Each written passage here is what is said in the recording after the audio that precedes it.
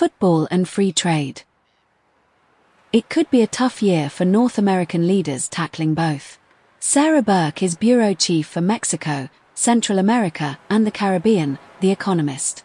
The coming year gives countries in North America good reason to strengthen ties and celebrate together. In June, Mexico, the United States and Canada will co-host the Men's Football World Cup. Then, in July, the three countries will start a review of their free trade deal, which makes the region both richer and more competitive. Could both be easy wins? If only. Donald Trump casts a shadow over both events. He has threatened to shift some football matches within the United States away from cities he considers dangerous. The event already underlines who leads the three-way partnership.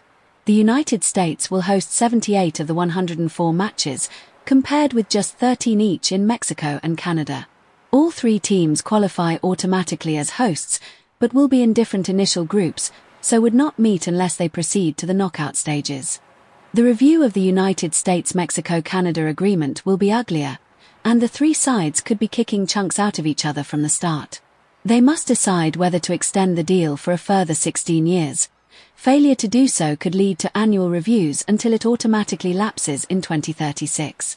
Less likely, any of the parties can withdraw with 6 months' notice.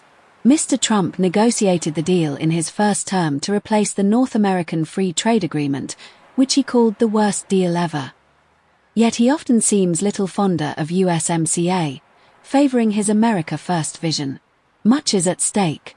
The North American Economic Area is the world's largest free trade bloc by output, with a combined GDP of $31 trillion, or 28% of global GDP. Intra-regional trade exceeds $2 trillion a year, more than the CPTPP, signed by mainly Asia-Pacific countries, and second only to the European Union. North America accounts for 14% of global exports. The three economies are complementary. The United States provides capital, innovation, and scale. Canada, natural resources and energy, and Mexico, labor and manufacturing.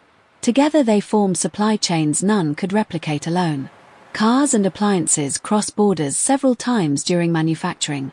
This integration has helped the bloc compete with Asia, especially China. Yet to compete even better, deeper cooperation is needed.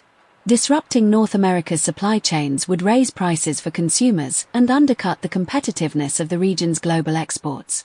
Mexico is most exposed to disruption of USMCA. Over 80% of its exports go north. But the other two would also suffer. 3/4 of Canada's exports go to the United States. Almost a quarter of American exports go to its two neighbors, often from politically sensitive sectors such as agriculture. Mr. Trump's tariffs, some imposed on goods outside USMCA, others within it, have already hurt many. This all makes USMCA's renewal likely, but the negotiation could be fraught. Mr. Trump's concerns include tightening rules on how much of a vehicle must originate in the region to qualify for tariff-free trade. Next come fears over China. Mr. Trump sees Mexico as a backdoor for Chinese firms entering regional supply chains. Other complaints include non-tariff barriers affecting dairy exports to Canada, and energy policies in Mexico that favor state firms. Mexico and Canada are taking different approaches. Canada has criticized the rupture Mr. Trump is causing. Mexico's president, Claudia Sheinbaum, has sought to earn his respect while conceding to many demands. Mexico has, for example, created a body to vet Chinese investment and proposed tariffs on imports from countries with which it has no free trade agreement. Both say they will make more within their own borders. Domestic politics will complicate matters further. Mr. Trump faces midterm elections in November and will be playing to his base.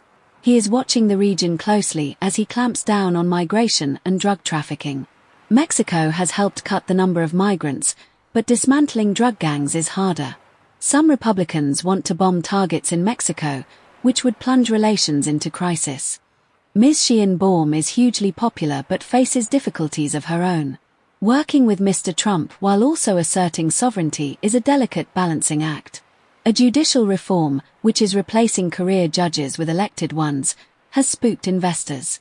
Growth is sluggish, and the government has little money to spend on infrastructure that might boost it. Uncertainty thus hangs over North America in 2026. Hosting a bunch of men kicking a football will be child's play alongside the decisions about USMCA that will follow. There is still a chance the agreement will not be renewed. If that is Mr. Trump's doing, Canada and Mexico will be quick to cry foul.